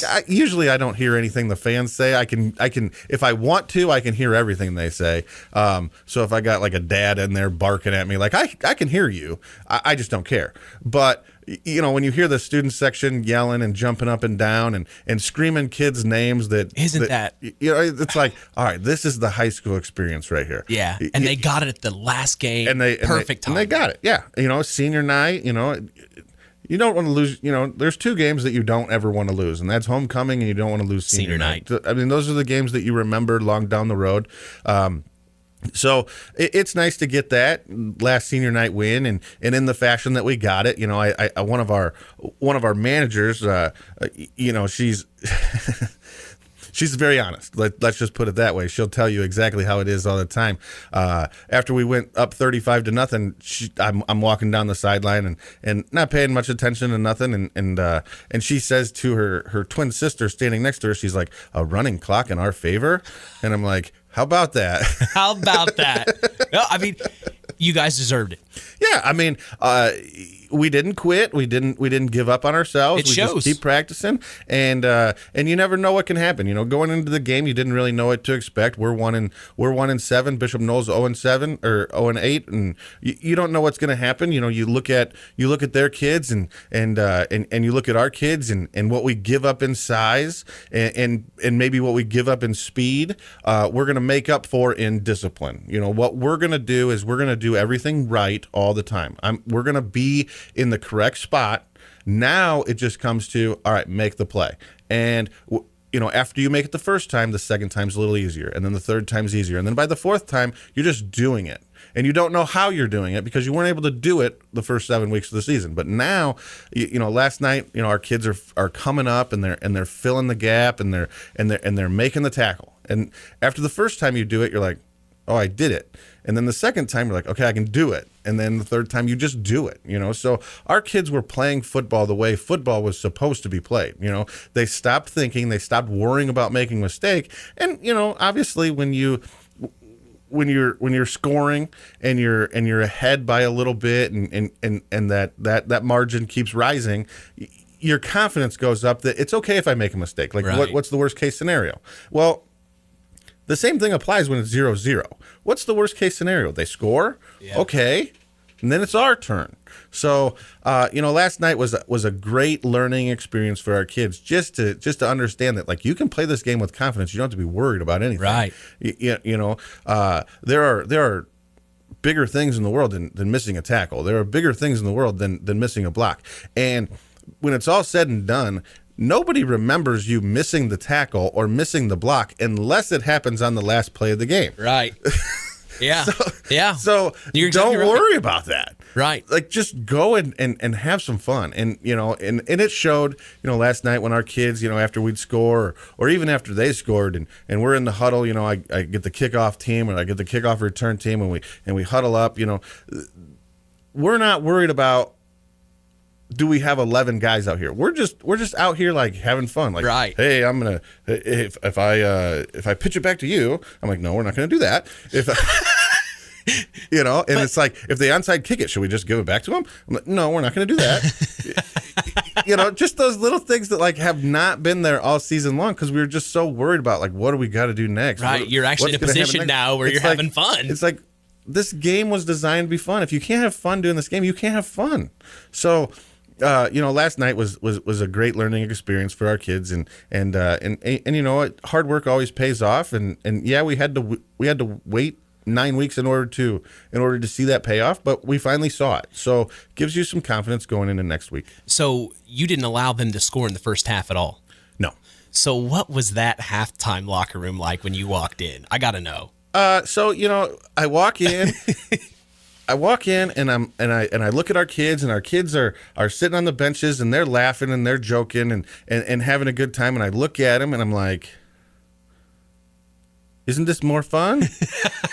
And they're like, yes, coach. And I'm like, so I walk into my office, I'm like, I don't really need to, like, say anything to them. Like, we're playing fine. Like, yeah, we've made some mistakes, but, like, okay, those mistakes will fix themselves, and we're one score away from making this a running clock and just turning it into whatever, I remember when I played back in high school, like, the greatest feeling was when you saw your backup go out on the field, playing at LaPorte. Like, there was if you were the starting lineup, and then there was a whole group of number twos, and you knew who your backup was. Well, as soon as the coach said, like, hey, you're going in, like, you went over and you're like, hey, let's go. Like, and you sat there and you watched him play.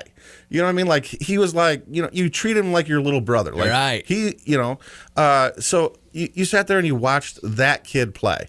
And I remember that being the greatest feeling in football, like knowing that I did my job well enough that this kid gets a shot, that this kid gets to see like what it's like to be out there for just a moment to see.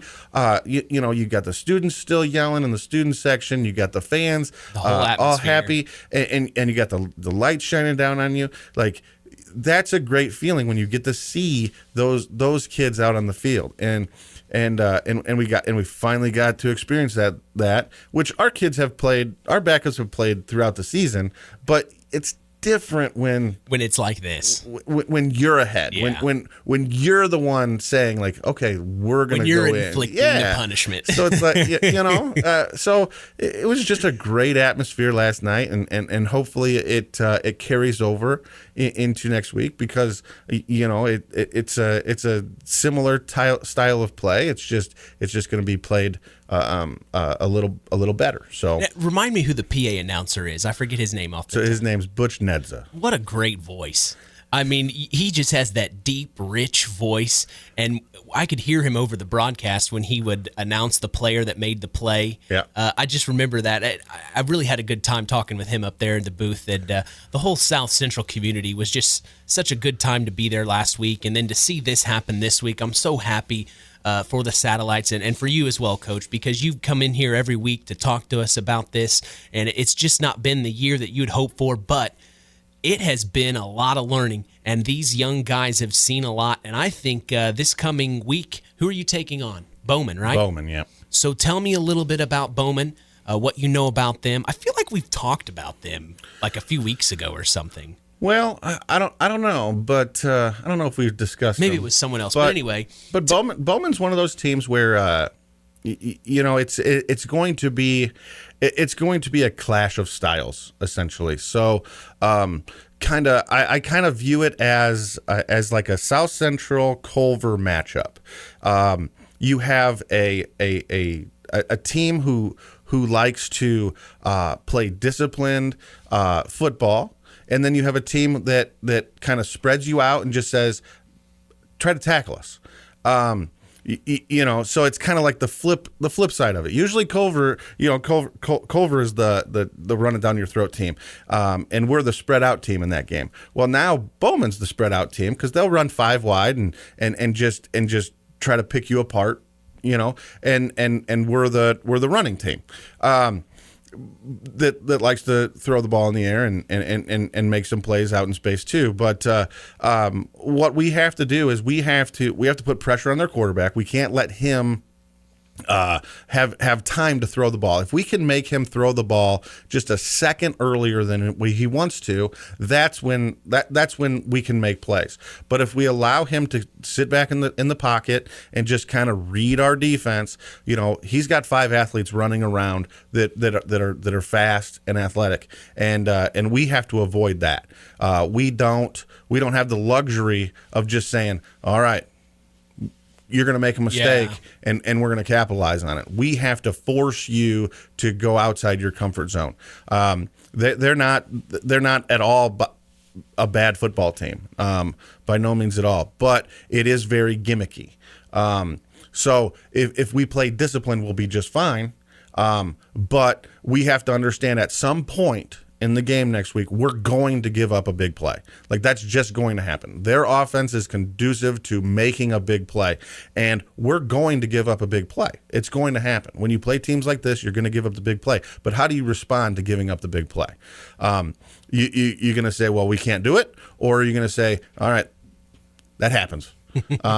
And if we played them prior in the season, we would probably have the mentality of, okay, we just can't keep up with these guys.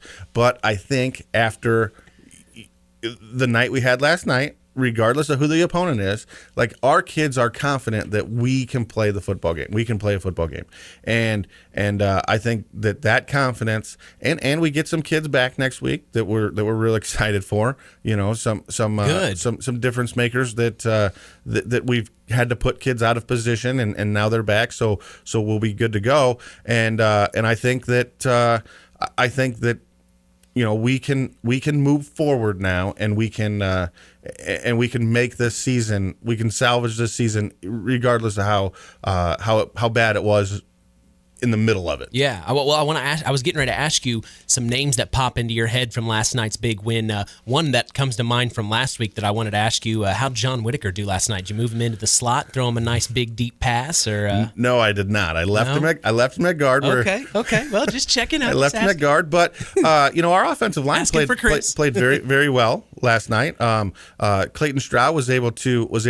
We were able to run the ball effectively, which has kind of been a hindrance the past couple weeks, as we just haven't been able to move the ball on the ground. And last night we were able to chunk off some big runs. I mean, we didn't ever break one loose, but when you're getting 8-9 yards a carry, like, your offensive linemen are doing some work, right? And you look at our offensive line, and we're not overly big. We're not that type of team. And you look at Bishop Knoll's defensive line, and you're like, okay, this is those four guys are big. But we were able to move them around, and we were able to kind of get some leverage on them and do what we wanted to do. So our offensive line played really, really well last night. Clayton Stroud made some terrific runs. Finally hitting the hole where we needed him to hit it. Nice. Lowering his shoulder when he needed to, cutting when he needed to. Started kind of looking like a tailback. All right. All for him to move back to fullback this week, but because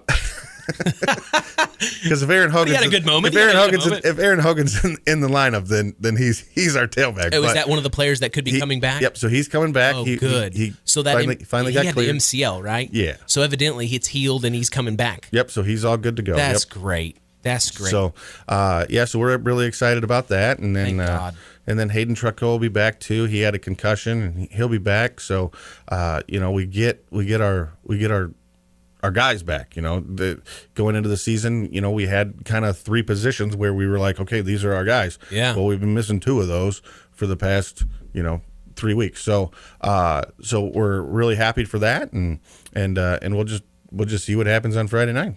Well, Coach, congratulations on a big win last night over Hammond Knoll for senior night at South Central.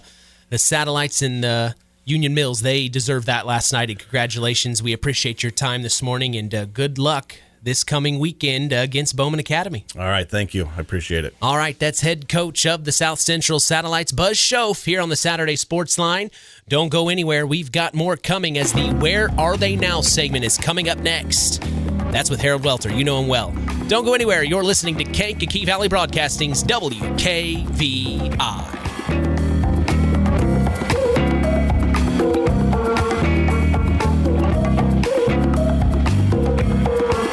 This presentation of our area's local high school sports is sponsored by Pulaski Memorial Hospital in Winamac.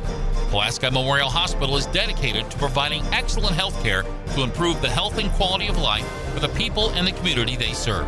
They will meet the community's needs and exceed their expectations by creating the best possible health care experience. For more information of the services they provide, call 946-2100.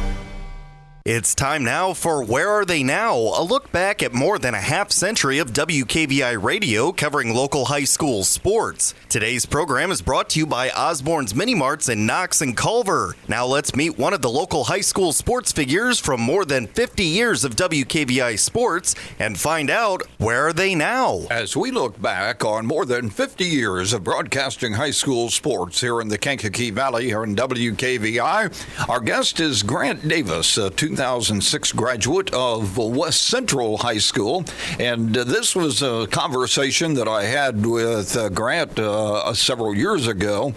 And I thought it would be interesting to replay this in light of the fact that the West Central Trojan football team is having such a great season this year.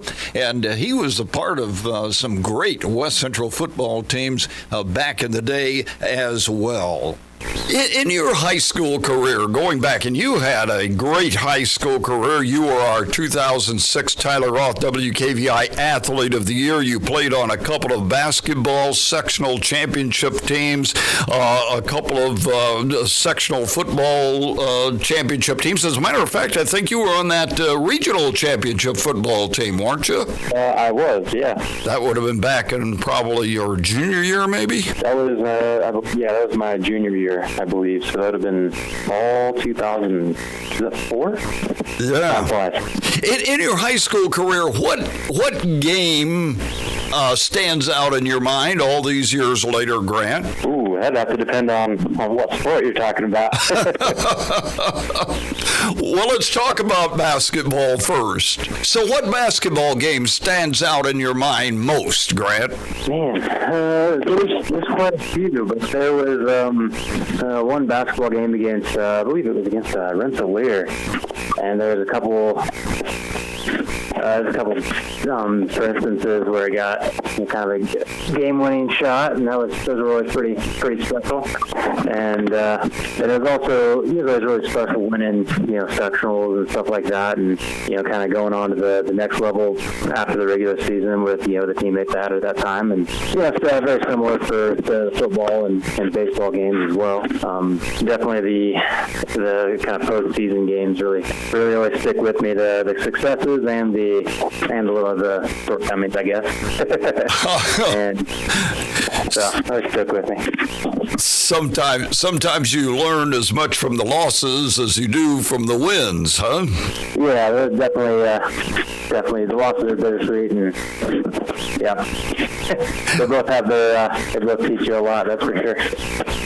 Well, you were in a group of kids there, classes before you and after you, and your class, of course, who had a lot of success in athletics. Who were some of the guys that you played with that you remember? I remember a lot of the guys. I think there's, and like you said, there's a lot of people before and kind of after me, and West Central there for several years had a really good nucleus of athletes from several different years, and all the guys from my class, Chris, Darren Harper, the Howard twins. Oh yeah. And us, and there's a few that I'm missing, but we all kind of played basically football, basketball, and baseball all together, and we're all kind of get together from early on, even in elementary school, and really kind of had quite the team. And there were a lot of other classmates in between there that maybe just played football or played basketball, but were still all part of the team. So yeah, lots of great memories, good teammates. You had a lot of winning seasons back there with those guys. Tell me also, what do you remember about the North-South Indiana high school football game that you were part of? I remember it being ridiculously hot, for one. And it was that was actually my parents' anniversary that day we played that game as well. So it was, special for a couple reasons. I was going to say, so they celebrated their wedding anniversary watching you play in that All-Star game. Yep, sweating it out in the summer, and when that game was played. In the middle of July, I believe it was. Right. Yeah, that was super fun. It was quite the experience, and at that time, I think that was the second North All-Star to come from West Central, and I believe there's been a third now as well. So that's pretty cool. I got to meet Nick Gutwine was the former All-Star, and so it became kind of just a really cool experience. So it was, so much went on there as well. I mean, outside of practice, we, literally had 3 practices a day for most of that week prior to the game, so it's pretty tough. And we got to do a lot of fun things as well. I mean, we got to go to Indianapolis Indians baseball game. We one of the coolest stuff to do was to go to the Camp Riley, which is like a summer camp for some special needs kids, and really got to kind of play with them and do kind of really event with them and share with them. It was really cool. And also one thing that was pretty special too was Brad Urban, who was all of our football coach for the 4 years that we were in high school. He got to make he was one of the coaches of that North All-Star team as well. And then one of our managers was actually there as well, Isaac Denton. So it was cool to have a couple people from my team and out there with everybody else, and we got to have there were a couple rival kids that sectional rivals, conference rivals that were on my team. It was pretty cool to get to know them a little better and so as friends instead of rivals and be on the same team. So that was pretty cool. Lots of good memories. As you played in high school, who were some of the people who were like your role models or helped you be so successful in athletics, Grant? First and foremost would be my parents, and I mean they started playing ball with me since I was in diapers, as far as I know, and we just always played and had fun together. And then really when I was in elementary school, I remember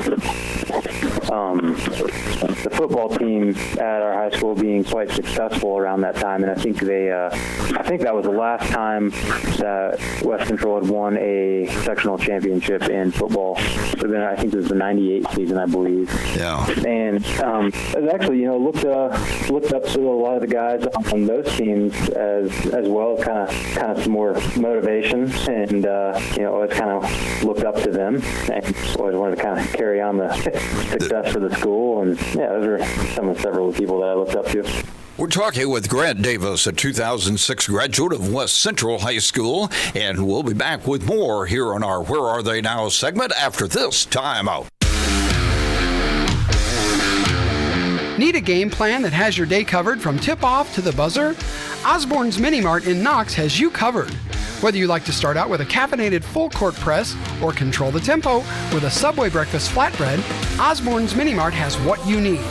Don't get trapped in the corner with an empty stomach. Call a quick timeout and get 2 hot dogs for $1.29.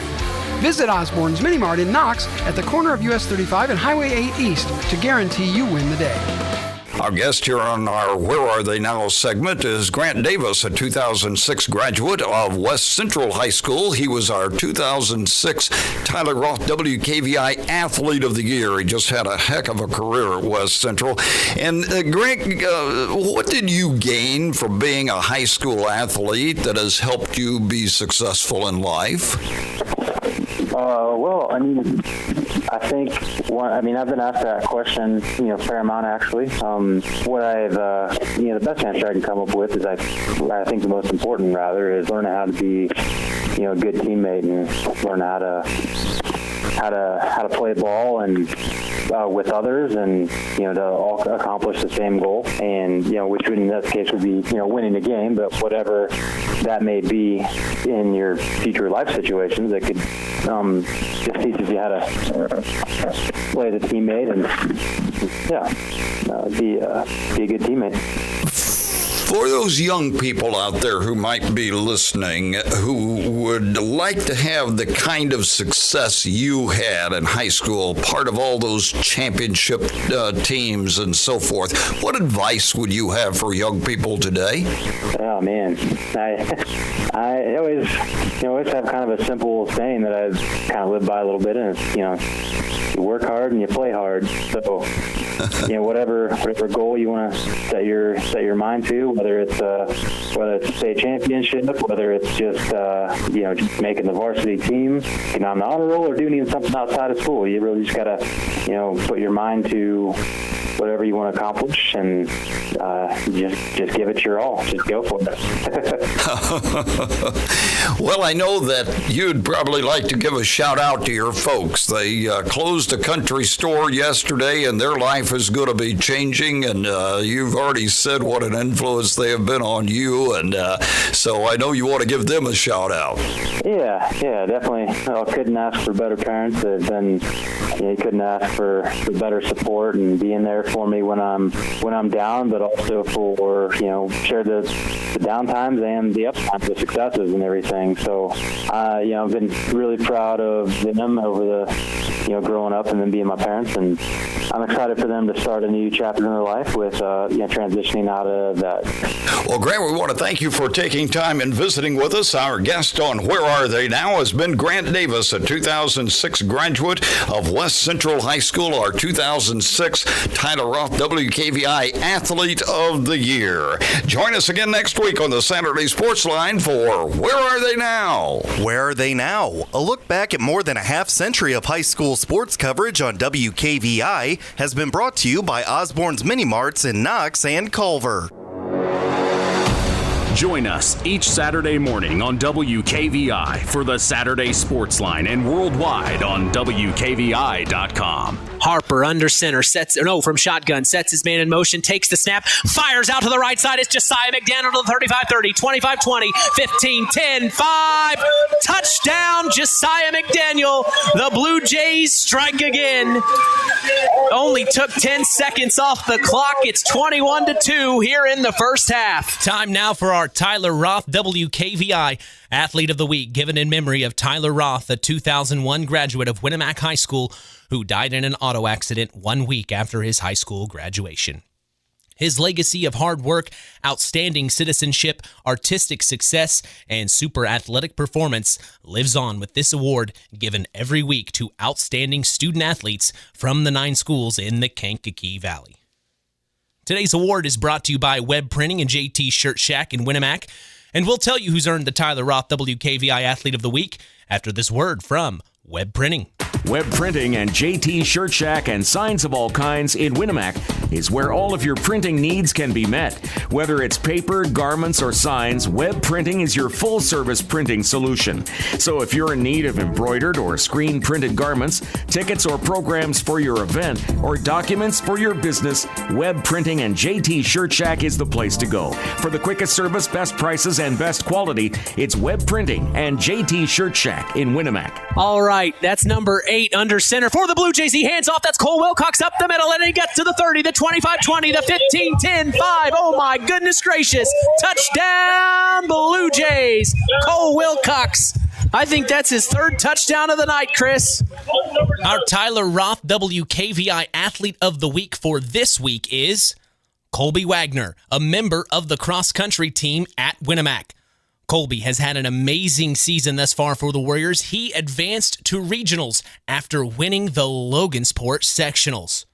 Kolbey is the son of Chris and Megan Wegner and is also a member of the track team at Winamac.